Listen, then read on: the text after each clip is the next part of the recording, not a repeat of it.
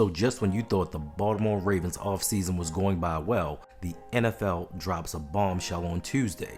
And when I say bombshell, I mean something explosive, something that is very important and may have ramifications for the Baltimore Ravens going forward. And if you don't know, yesterday, Pablo Torre of Pablo Torre Finds Out, he released a 61-page arbitration document on alleged collusion filed by the NFLPA against the NFL. For many of us Ravens fans, we just thought that the NFL had colluded against Lamar Jackson during his free agency period. But no, that's not it. It runs a lot deeper than that. All we gotta do is tell the story right. This report focuses on 3 quarterbacks in particular, in Russell Wilson when he was with the Broncos, Kyler Murray of the Arizona Cardinals, and of course Lamar Jackson. Hey, look at us. Look at us, huh? Who would have thought? Not me. But then we find out it's about most players in the NFL and what the owners were doing to lessen the burden of these contracts on the franchises. So we are going to rewind to the offseason of 2022, where the Denver Broncos signed Russell Wilson to a massive contract. And at the time, there was a fear that contracts would get out of control because the Cleveland Browns had signed Deshaun Watson to a 5-year, $230 million contract that was fully guaranteed. So teams were scared that if there was going to be a run on quarterbacks, because it is the most important position in the NFL, that these salaries were going to get out of control. But not to many people's surprise, the owners had meetings with NFL executives and other people to kind of lessen the blow of these contracts and make Deshaun Watson's contract an outlier. So then a high-ranking official asked owners and management to lessen fully guaranteed contracts because they would get way out of control. That would lessen money that they would have to spend on other free agents. And you know, every year each quarterback gets paid more and more. So this would be a financial burden on some teams, especially teams like the Cincinnati Bengals, who solely rely on the revenue from their team. They don't have outside money. They don't have the money to put into escrow, because when you sign these fully guaranteed contracts, a portion of that has to be in the bank. You actually have to have some of that money, even if it's not being paid out at that time. You have to have that cash readily available, and guys like Mike Brown may not have that cash, though he's a millionaire. When you start talking about $230 million guaranteed, he may not have that 220 in the bank that is required. So Roger Goodell met with Patriots owner Robert Kraft and asked him to speak at the owners meeting about fully guaranteed contracts and let the other league members know why this was not a good idea. He asked Kraft to emphasize that this is a problem. This is something the league does not want, because if they start getting these fully guaranteed contracts, now the NFL may turn into something like the NBA, where the players have more say than a lot of the ownership. They can dictate where they want to go. They can dictate contracts, because when they signed the last contract, they didn't want a 17-game schedule, but the players didn't want to work stoppage. They didn't want to not see that money because these contracts aren't guaranteed. So a lot of that money, especially for the lower tier players, they couldn't afford to let that check go. So instead of having the league become progressive with players getting guaranteed money, even though I think they deserve it more so than anybody else because of the physical toll, the taxation that it has on a player's body. But NFL owners are like, no, we're going to keep as much money in our pockets as humanly possible. So when it came to the discussion of fully guaranteed contracts, Ravens owner Steve Bisciotti said himself, I don't think that Deshaun Watson was the individual that should have been the first to get a fully guaranteed contract, and this is going to be problematic for the league when it comes to negotiation, when it comes to signing their own free agent players, especially at the quarterback position. And this struck me as odd because, you know, Bisciotti's a quiet individual, and for him to just come out and say something like that, that kind of had the wheels turning like, something's going on, because Lamar Jackson is coming up for a new contract. So now let's take this back to the Kyler Murray and Russell Wilson situation. So Kyler Murray signed his deal. Everybody was happy.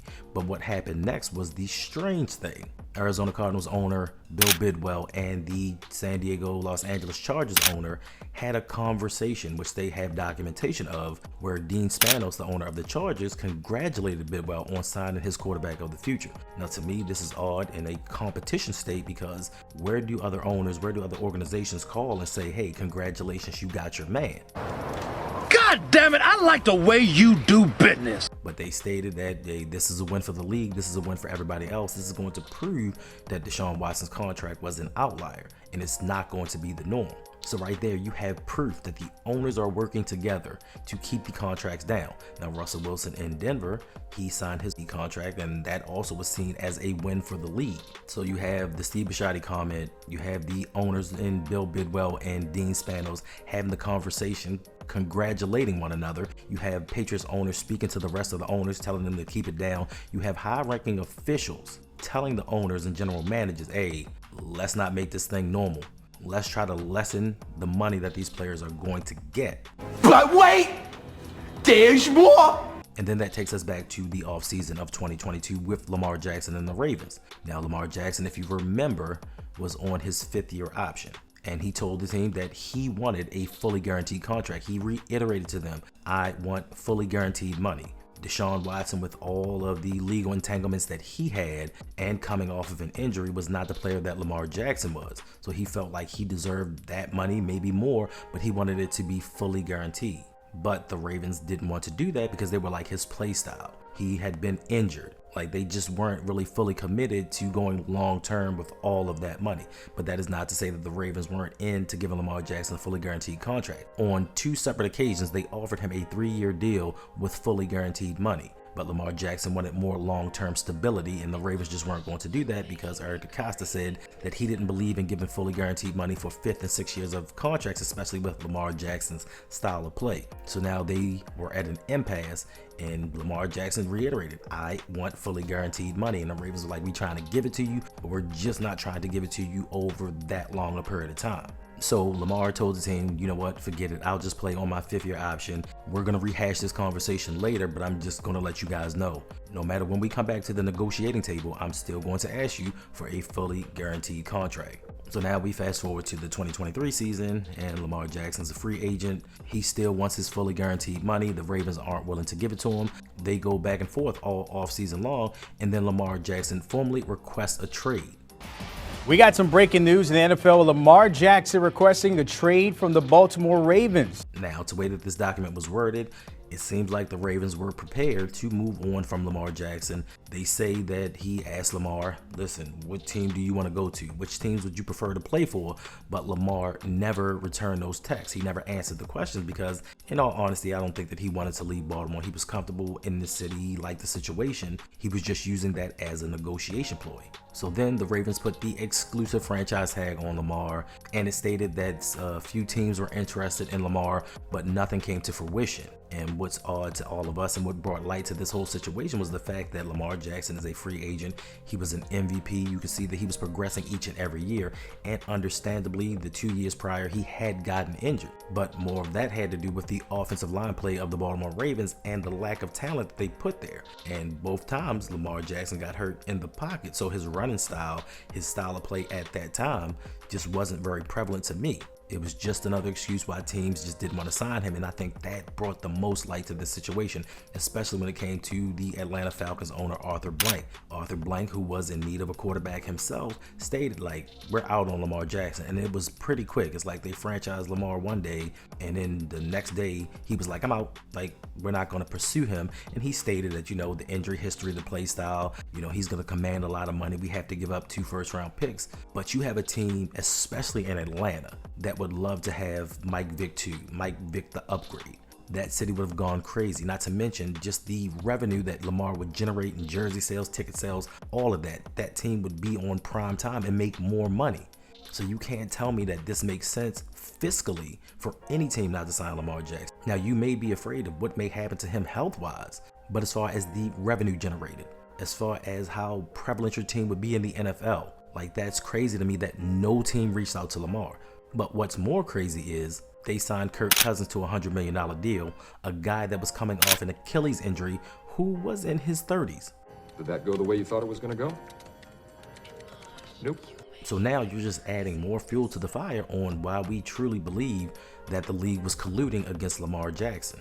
And I have to say again, not one team, not a single one, said Lamar Jackson could make this team better. Seeing that outside of the 2 years that Lamar was injured, this team had a winning record and went to the playoffs every year. And you're telling me Lamar could not make your team better? One team did not inquire and just say, you know what, let me see what's going to happen. Their excuses were, we're not going to do the legwork for the Ravens because if we tender him an offer, all they're going to do is match. do like they do in the NBA and put a poison pill stipulation inside of that contract that kind of messes them up. The Ravens are always strapped for cash, so if you front load a lot of that contract, they can't match it. And then they said, well, we can't give up 2 first-round picks and the money. It's going to set the team back. But Lamar has showed you that with lesser talent, he can take a team to the playoffs and they can win. So I think just even with those conversations with no one reaching out, 2 teams, I think it was the Carolina Panthers who was the other, within a day saying we're out on the Lamar Jackson sweepstakes, that lets you know they're doing something to keep these salaries down. Now, at that time, we thought it was just Lamar Jackson centric and they were just focused on him, but it was a league-wide issue. And then you add the fact that Lamar Jackson doesn't have an agent, and you cannot have a guy who does not have an agent negotiate the largest contract in NFL history, which was also fully guaranteed, because that would lose a lot of leverage for a lot of teams. That would set a precedent that the league would not be able to recover from. A lot of these analysts, a lot of these agents would lose out on clients because they're like, if he can do this, so can I. Roquan Smith did it, even though they talked about Lamar saying what he couldn't do. Roquan Smith went out there and got the largest deal for a linebacker in NFL history at the time. So there are a lot of moving parts to this collusion case, even though I think that they deemed that the NFLPA did not provide enough evidence that the league colluded, even though with your eyes you can clearly see everybody and their mama was in on this, and they colluded to keep salaries down. Maybe not just for one player, but as collectively they wanted to league-wide stop the league from progressing and stop these players from making as much money as possible.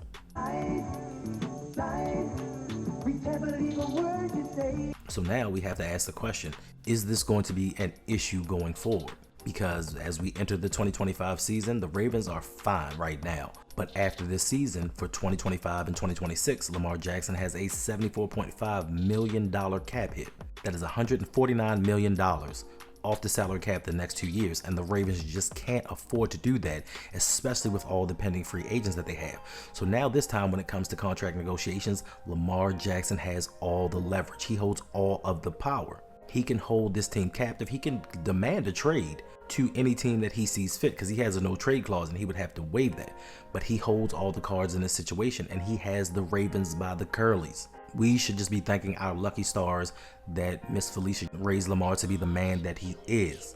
Because if not, things could go left really quickly. If that were me, Super Petty would come out. Like, I would be, watch what we about to do. And I would make the Ravens agree to every demand that I had, each and every one. I would not acquiesce on anything. If you cannot meet these demands, we will not renegotiate. I will demand a trade. I will sit out. Lamar has made enough money to be comfortable. He can do other things to make money. So if he wanted to be that guy, the Ravens would now be in trouble. And if he looks at this report, and if he looks at everything that has gone on and thinks that the Ravens were culpable in having a hand in trying to keep his salary down or stop him from making the money that he should have, it could be a pretty bleak future for the Baltimore Ravens. Pretty sneaky, sis. So let me know what you think. Do you think that the Ravens colluded against Lamar Jackson? Do you think that they had anything to do with this league-wide mandate to lessen these salaries? Even though I think in the report it said that the Ravens didn't truly participate in it, but we know that they didn't do anything to stop it. They didn't do anything to further advance the money that these quarterbacks or these players make in the NFL. So hopefully this will not be a problem. This will not be an issue going forward with the Ravens and Lamar Jackson, and they can have a fruitful, peaceful, prosperous relationship for the rest of his career, and he retires a Raven. So let me know what you guys think. Make sure to hit the notification button, the like button, subscribe. You guys know the drill.